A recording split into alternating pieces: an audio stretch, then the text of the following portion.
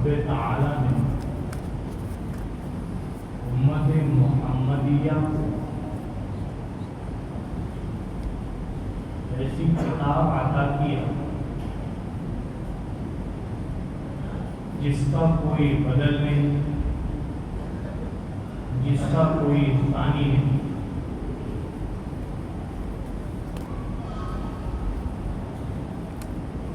اور کتاب کو نازل کرنے والے سچے اور پکے اللہ ہیں۔ جس کتاب کو نازل کیا گیا وہ سچا اور پکا قرآن مجید، جن پر نازل کیا گیا وہ سچے برحق نبی، صادق اور امین محمد عربی صلی اللہ علیہ وسلم۔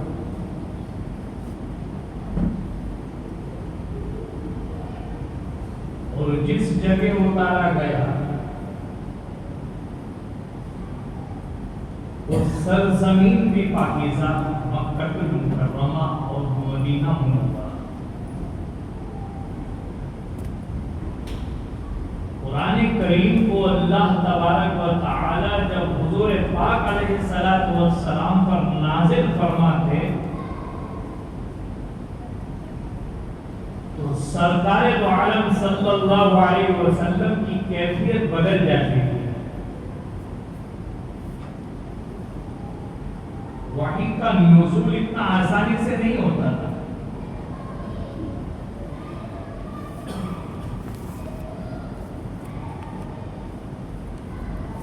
جب حضور پر وحی کا نزول ہوتا، قرآن کریم نازل ہوتا، ماں عائشہ صدیقہ رضی اللہ تعالی عنہ فرماتی ہے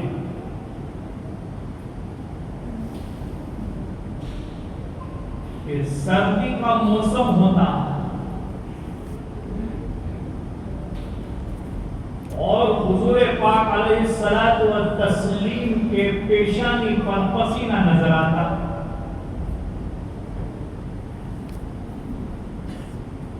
معمولی کتاب نہیں ہے یہ، غار حرا سے اس کی شروعات ہوئی اور پہلی وحی نازل کر کے اللہ نے یہ کہا کہ اس کو پڑھنا ہے، اقرا۔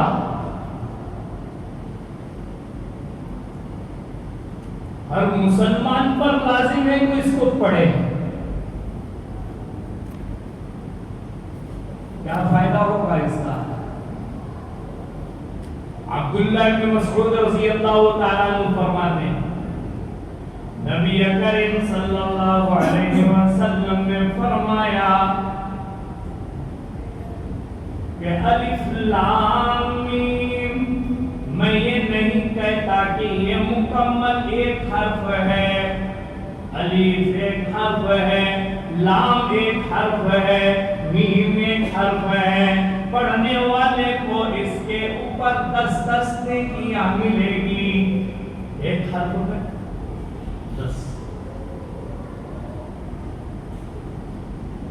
صحابہ ترستے تھے کہ ہم کو جو ہے حضور سے قرآن سننا مل جائے، ہم کو پڑھنا نصیب ہو جائے۔ سرکار کا پڑھنا تو اللہ اکبر۔ حضور کے اخلاق کے بارے میں پوچھا گیا سیدہ حضرت عائشہ رضی اللہ تعالیٰ عنہ سے، تو آپ قرآن پڑھو۔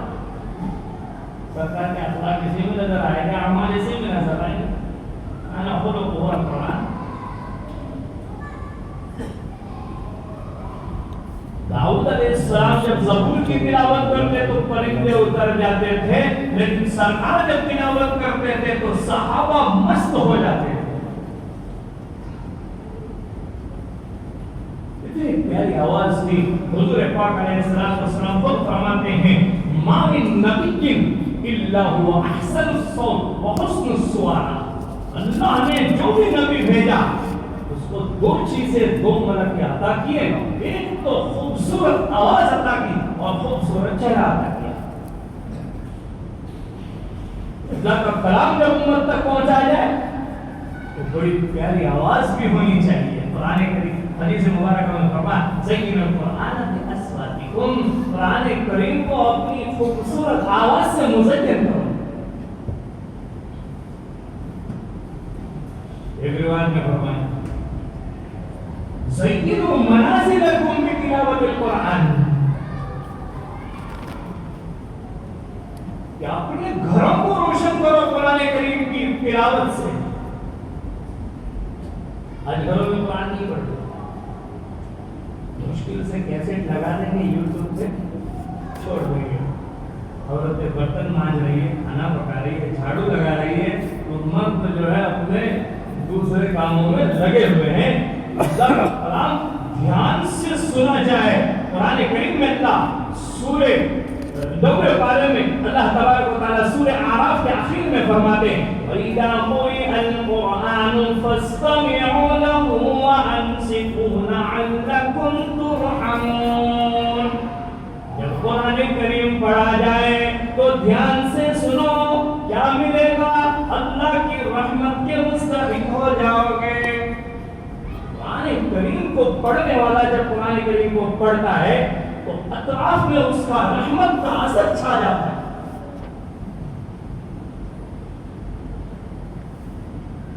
سمجھ کر پڑھے تو بھی اجر، نہ سمجھ کے پڑھے تو بھی اجر. لیکن سمجھ کے پڑھنا چاہیے، سمجھ کے پڑھنا چاہیے. حضرت عمر رضی اللہ تعالیٰ عنہ کے زمانے میں ان کے قریب میں حضرت عبداللہ ابن عباس رضی اللہ تعالیٰ عنہ تشریف فرما. ایک صحابی آیا، کہنے لگے کہ عمر وہ فلانے اتنے قرآن پڑھتے ہیں اور اتنا تلاوت کرتے ہیں اور یہ کرتے ہیں وہ کرتے ہیں.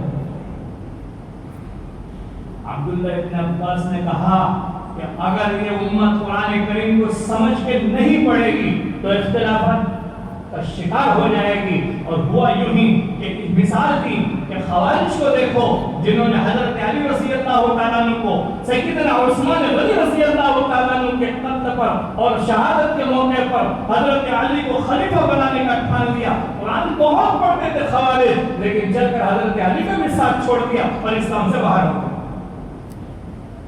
اللہ ہم سب کی بات. پڑھنے والا پڑھتا ہے. ہمارے گھروں میں سورہ بقرہ پڑھنے والے بہت لوگ آتے ہیں. پڑھے، اچھی چیز ہے. ابھی روایت پڑھا ہے بخاری شریف میں، بدرین کا جو ذکر کیا ہے امام بخاری رحمۃ اللہ علیہ نے، اس میں 2 آیتیں سورہ بقرہ کی جو شخص رات میں پڑھ لے وہ آیتیں اس کو کافی ہو جائے. 2 آیتیں ہم نہیں پڑھتا ہے تو سونے کی دعا بھی آتی ہے. سوتے وقت کیا پڑھ لینا چاہیے؟ آیت الکرسی بھی پڑھ لینا چاہیے. نبی کریم صلی اللہ علیہ وسلم نے یوں فرمایا کہ جو بندہ وضو کر لیتا ہے، بستر پہ آ جاتا ہے، آیت الکرسی پڑھ لیتا ہے، اللہ تبارک و تعالیٰ اس کے لیے 2 فرشتے مقرر کر دیتا ہے جو رات بھر اس کے لحاظ میں اس کی حفاظت کرتے رہتے ہیں. قرآن کو پڑھنا چاہیے اور جب پڑھا جائے تو دھیان سے سننا چاہیے. اور نہیں سننا یہ صفت کفار مکہ کی تھی، مسلمانوں کی نہیں تھی. اسی کو ابھی خطبے میں یہ آیت جو میں نے تلاوت کی، اللہ فرماتے ہیں کہ کافر کیا کہا کرتے تھے؟ وقال الذين كفروا لا تسمعوا لهذا القرآن والغوا فيه لعلكم تغلبون. یہ کافر کہا کرتے تھے کہ جب محمد عربی صلی اللہ علیہ وسلم قرآن کریم کی تلاوت کرے، یہ صحابہ قرآن کی تلاوت کرے تو اس کو نہ سنو، شور مچاؤ، اس وقت شور مچاؤ کیوں کہا کرتے. ہم نے اس کیفیت کو لے لیا. وہ ڈرتے تھے، ان کو پتا تھا کہ حضور کے قرآن کریم پڑھنے کی تاثیر یہ ہوتی تھی کہ ہر کوئی ایمان میں داخل ہوتا تھا.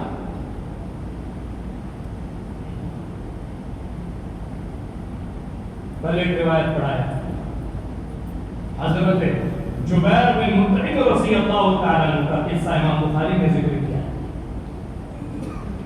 جبیر بن مطعم رضی اللہ تعالیٰ عنہ ابھی تک ایمان میں داخل نہیں ہوئے تھے بدر کے بعد سرکار کی خدمت میں مدینہ منورہ میں حاضر ہوئے، شام کا وقت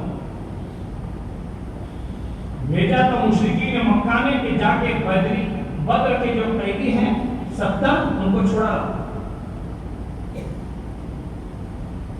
بات کرنے آئے تھے، سفارش کرنے، ریکویسٹ کرنے۔ سرکار مغرب کی نماز میں سورۃ طور پڑھ رہے تھے، چند آیتیں پڑھی تھی حضور پاک علیہ السلام نے جس میں قیامت کا ہولناکی اور اس کا ذکر ہے۔ فرمایا مالہ بن دافع پہ پہنچے ہیں، حضرت جبیر بن مطعم کہتے ہیں یہ پہلا موقع تھا کہ میرے دل میں ایمان سرایت کر گیا، پیوست ہو گیا، ابھی میں ایمان نہیں لایا، لیکن صلاۃ مغرب کے بعد میں نے سرکار سے بات کی اور کہا کہ ذرا ان کو چھوڑ دو نا، مجھے سفارشی بنا کے دے۔ لیکن نبی نے کہا تیرا باپ مطعم بن عدی ہوتا تو میں اس کی بات مان لیتا اور چھوڑ دیتا، تجھے کون بھیجا؟ بہرحال تو قرآن کریم پڑھنے کا یوں اثر ہوا حضرت جبیر بن مطعم رضی اللہ تعالیٰ عنہ پہ۔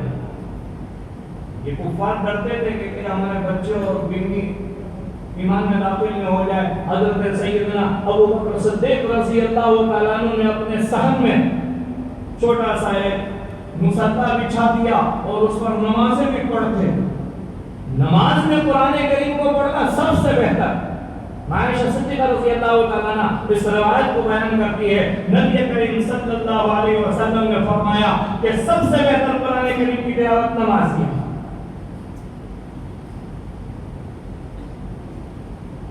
بندہ جب نماز میں قرآن کو پڑھتا ہے تو گویا وہ اللہ سے کلام کرتا ہے اور اللہ اس سے کلام کرتے ہیں۔ تفسیر ابن کثیر کو اٹھا کر سورہ فاتحہ کی تفسیر کو اگر آپ پڑھیں تو وہاں پر اس روایت کو علامہ ابن کثیر رحمۃ اللہ علیہ نے بیان کیا ہے کہ سورہ فاتحہ کے ہر آیت پر اللہ بندے کو جواب دیتے ہیں، فرشتے رشک کرتے ہیں۔ یہی فرشتوں نے شکایت کی تھی کیا کریں گے دنیا میں جا کے، ہم نہیں ہے کیا کافی؟ اللہ نے بتا دیا کہ دیکھو میں نے اسی لیے انی اعلم ما لا تعلمون، تمہیں نہیں معلوم میں کیا کر رہا ہوں، مجھے سب معلوم ہے۔ اللہ نے اس وقت دعویٰ کیا تھا فرشتوں سے، عزیز و قرآن پڑھنے کی چیز ہم نے چھوڑ دیا، سننے کی چیز۔ حضرت ابو بکر صدیق رضی اللہ تعالیٰ عنہ اپنے صحن میں قرآن کریم پڑھتے ہیں۔ یہ کفار کے بچے اور ان کی بیویاں عورتیں جمع ہو جاتی ہیں قرآن کو سنتی۔ سیدنا ابو بکر صدیق رضی اللہ تعالیٰ عنہ خود بھی روتے اور یہ بھی روتے۔ مجبور کر دیا مکہ والوں نے ابو بکر صدیق کو ہجرت کرنے پر، اور چلے گئے تھے، راستے میں انہیں دو بندہ ملے، پکڑ کے ڈوبا لایا ہے، پڑھی اس میں سے شاہ عطاء بخاری رحمۃ اللہ علیہ کو کسی نے پوچھا کہ اتنی بہترین تقریر کرتے ہو کس رسالے سے لاتے ہو، کس کتاب سے لاتے ہو؟ کہا قرآن مجید سے لاتا ہوں۔ قرآن پڑھنے کی چیز ہے، قرآن سمجھنے کی چیز ہے، قرآن سننے کی چیز ہے، قرآن سراپا ہدایت ہے۔ ہم نے چھوٹے چھوٹے بچوں کو بھی دیکھا اے یوں کر رہے ہیں، اور کوئی یاسر دوسری کی تلاوت لگی، عبد الرحمن سدیس تلاوت کر رہے ہیں، یہ بچے کیوں کرتے تھے ایسے ڈھکل لیتے، بڑوں نے بھی یہ کرنا شروع کر دیا۔ اللہ بڑا کہ ایسا ڈال دیں گے میرے بندے سے باہر ہو جائے، میری بندگی سے باہر ہو جائے، یہ بندگی میری بندگی سے باہر۔ قرآن پڑھنے والے اللہ والے ہیں، قرآن کی تلاوت کرنے والے اللہ والے ہیں۔ ایک روایت میں بھی فرمایا، شاہ عطاء بخاری رحمۃ اللہ علیہ کی بات نہیں کر رہا تھا، انگریز کے زمانے میں رامپور کی جیل میں قید تھے۔ قرآن پڑھنے کا دیکھو کتنا اثر ہوتا ہے۔ یہ انگریز جو ہم کو سنتوں سے بھگا رہے ہیں، ہمارا لباس بھی اتار دیا نا، ہماری داڑھی بھی مڑوا دیا، تعریف بہت ہوگی اس پر، میرا بھی جی چاہ رہا تھا کچھ اس پر کلام کروں، لیکن پھر اللہ نے مجھے خیال ڈالا کہ بھائی اس سے فائدہ کیا ہوگا، ہندوستان کا کوئی لیڈر تو بن نہیں پائے گا۔ ہم نے اپنے بڑوں کی تاریخ پڑھنا چھوڑ دی ہے۔ ہندوستان کی ایک عجیب تاریخ ہے، تاریخ ہند کو پڑھیے آپ کو پتا چلے گا کہ سب سے پہلے اللہ تبارک و تعالیٰ نے اس ہندوستان کو، اس انڈیا کو اپنی وحی اتارنے کے لیے قبول کیا، اپنا پہلا نبی اللہ نے یہاں بھیجا۔ اللہ کے یہاں اس کی بھی تاریخ ہے، اس کی بھی قدر ہے، ہم نے پڑھنا چھوڑ دیا۔ اسیرہ نے ماجدہ ایک کتاب ہے، اس کو پڑھیا، ہندوستان کی پوری تاریخ اس میں لکھی ہوئی ہے۔ ابھی تھوڑے سے بیانات سے کیا ہوگا، دو چار باتیں سنیں گے، 500 سنیں گے، چھوڑ دیں گے۔ بڑی تاریخ ہے، 200 سال جو ہے انگریز یہاں پہ، 200 سال۔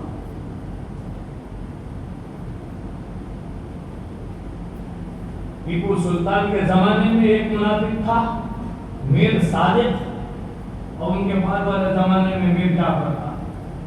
ان دونوں نے انگریزوں کے تلوے چاٹے تھے۔ ابھی میں بات ختم کرنے والا ہوں، میرے پاس 3-4 منٹ ہے بس۔ شاہ عطاءاللہ بخاری رحمۃ اللہ علیہ، شاہ عبدالعزیز رحمۃ اللہ علیہ بھی موجود تھے انگریز کے زمانے میں۔ شاہ ولی اللہ محدث دہلوی کے پہلے بیٹے، بڑے بیٹے، اور شاہ عبدالعزیز دہلوی رحمۃ اللہ علیہ نے ہی سب سے پہلے ہندوستان میں جہاد کا فتویٰ جاری کیا۔ انڈیا اس کمپنی کے ذریعے سے یہاں تجارت شروع کی تھی انگریزوں نے۔ شاہ عطاءاللہ بخاری رحمۃ اللہ علیہ رامپور کے جیل میں تھے، اور چند دانے ان کے پاس دیے گئے کہ اس کو پیسو، جیل کی سزا۔ کہا گیا تو بانی ہے، تو بانی ہے، اب مجھے ساری سزا منظور ہے۔ شاہ عطاءاللہ بخاری رحمۃ اللہ علیہ کہتے ہیں وہ میں پیسنے لگا تو مجھے خیال آیا کہ میں سورہ یاسین پڑھتا ہوں، اور بڑی پیاری آواز تھی شاہ عطاءاللہ بخاری رحمۃ اللہ علیہ۔ اپنے بچوں کو مکاتب میں بھیجیں عزیزو، مکاتب کا سلسلہ بڑوں سے چلا ہے، تبلیغ کا ایک شعبہ مکاتب ہے، مکاتب پر توجہ نہیں ہے۔ امام بخاری رحمۃ اللہ علیہ، محمد بن اسماعیل بخاری رحمۃ اللہ علیہ وقت کے بڑے امام ہیں۔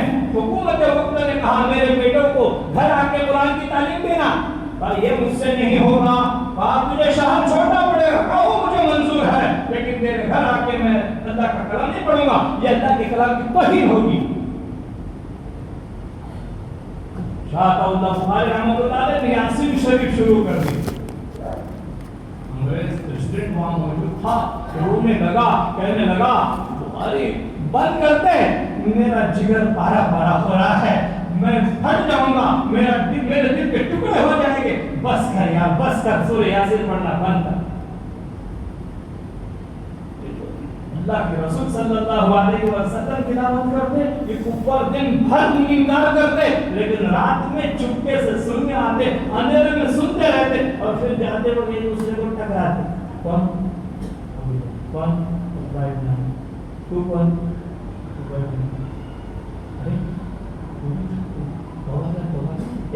کل سے نہیں آؤں، تو بھی نہیں آنا۔ پھر دوسرے دن آتے۔ یہ قرآن ہے ہی جو دلوں کو جلا بخشے، جو تازگی بخشے، جو ایمان کو پروان چڑھائے، اور روحانیت کی تازگی انسانوں کے دلوں میں اتارے۔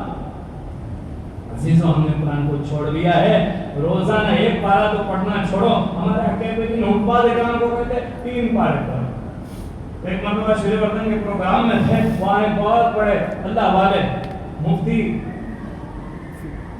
قاسمی صاحب، سبیر احمد قاسمی صاحب دامت برکاتہم العالیہ بنگلور کے، انہوں نے کہا کہ ان کے شیخ نے، ان کے اکابرین نے ان کو یہ تائید کی اور یہ کہا کہ روزانہ 1 پارہ حافظ قرآن پڑھے اور اسی کو 3 مرتبہ پڑھے۔ میں کہتا ہوں اگر حافظ قرآن 5 مرتبہ بھی 5 نماز کے بعد اگر 1 مرتبہ اس کو پڑھے تو کیا بگڑے گا؟ قرآن اور پکا ہو جائے گا۔ عوام الناس کو کہا کہ کم از کم 1 پارہ روزانہ تلاوت کر لے، آسان ترتیب ہے، اور پارہ یہ ہر نماز کے بعد پڑھ لیں۔ ہم نے پڑھنا چھوڑ دیا ہے، کوئی نہیں قرآن پڑھتا، الا ماشاءاللہ چند بندے ہیں 100 میں اگر 10 لوگ کام کر رہے تو یہ کام نہیں. میں صاحب کہہ رہا ہوں اگر 100 لوگوں میں 10 لوگ یہ کام کر رہے ہیں تو یہ کام نہیں ہے.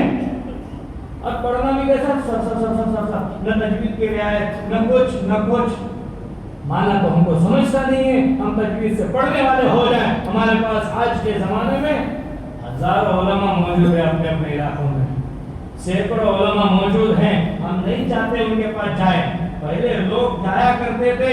میں سالمی اسٹاف سبا ٹاور میں جس وقت امامت کرتا تھا, ایک حافظ صاحب میرے پاس تجوید پڑھنے کے لیے آتے تھے. ہمارے شوکت جناب آیا کرتے تھے, عبد القادر فرمائش صاحب آیا کرتے تھے. ان کو محبت تھی قرآن کریم سے.